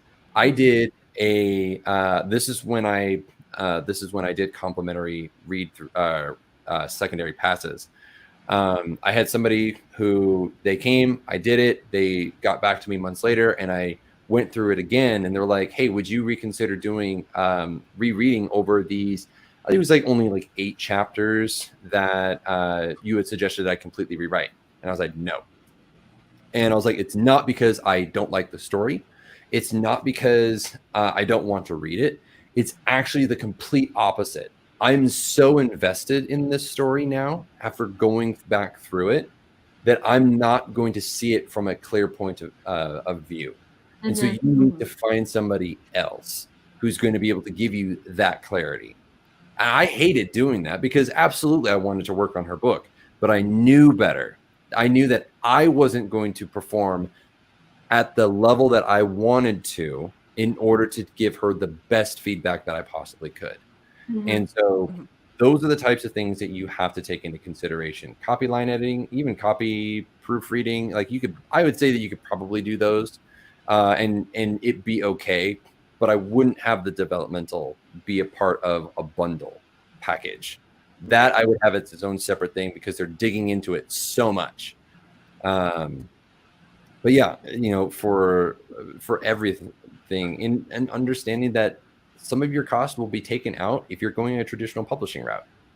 If you're self-publishing, it's going to cost you, and you should expect to spend at least $2,000. You don't have to go crazy, like Chelsea said, with getting, you know, someone who's charging 15 cents a word. But you have to understand that if you are going to be a business, no one is going to give you this for free. And if they're doing, you should question when the other shoe is going to drop, or what thing is in there, such as Carrow's experience of, you're going to put my name in there. That's bad business practice for an editor to begin with, in my opinion. And it should be there if you decide to. I mean, I would love it if actually two of my students back here, I got their books, and both of them thanked me in their acknowledgments. I did not ask them to do that. It was a pleasant surprise when they did. But like, I would much rather see that because I did a good job for them than me mandating that it's a contractual obligation. Yeah. Is there a playlist with all the panels, Tamara? I see the question. Yeah, so we only have a few minutes left, so I wanted to go through this real quick. Yes, there is a playlist with the panels. The individual days are down in the description. Also, the website is also in the description, and they live there as well. Cassandra, thank you so much. I very much appreciate you. And you moved, StreamYard. Hilda, hello. I haven't seen you in a while, and thank you. And I think your avatar is different. So this has been amazing, and I have enjoyed this so much. Look at you, Sky, coming through with the links. Oh, man. This guy's so awesome. Here's a question. How long will the website stay up? The merch site is not going to be up forever, unfortunately, just because we don't want to drag this out forever. So we'll probably have it up for maybe a week. So I'm so sorry. But we have 2 minutes left. So let's give our outros and then give these good people a chance to go stretch. Okay, I'll go first. My name is Carrow Brown, urban fantasy author. I have a channel here where I talk about the life of a writer if you're interested in that. I've got some books out. If you're interested, you can buy them. Bim, bam, boom, I'm done. All right. I'm Chelsea, CM Lockhart. I'm over on YouTube at the Written in Melanin channel. We do a Melanin chat every Tuesday at 12 o'clock Central Time, which is actually moved to 3 o'clock temporarily. And we talk about books, writing, all things related to that. Also do book reviews and author interviews on the channel. And it's for a publishing company, so we have books coming out. I have my book out, Keeping Promises, which is available on the Written in Melanin website, writteninmelanin.com. And yeah, that's it. That's the whole spiel. And my name is Stephen Howard. I am the editing bard. So I'm a developmental editor and story coach here on YouTube. And I do all sorts of different videos, kind of whatever strikes my fancy, primarily live streams, because I don't have a life outside of this little box right here. And so I have to maximize my time when I can. My debut novel actually is in the process of being fundraised through Indiegogo. So if you would like to check it out, go to Indiegogo and search for The City of Snow and Stars. It will be published in December 2020. That's awesome. Congratulations. Thank you all so much for being here. My name is Tamara Woods. I'm a cozy mystery author. And if you enjoy the things that I like to do, please come and hang out with me at my cozy community on Patreon. I am trying to get to 50 patrons so I can start releasing paperbacks. We are at 32. So why don't you be number 33? It's just a suggestion. I mean, I'm not telling you what to do with your life, but if you I need this. I need these paperbacks, okay? Because every time I talk about Tamara's books, I can't talk about the cozy mysteries because they're not in paperback. Help me. And that concludes all of this, you good people. Thank you for being here. Go have your water, take a stretch, and then come on back for the Courtney project. Courtney's going to be talking about building an author platform, which I'm excited for.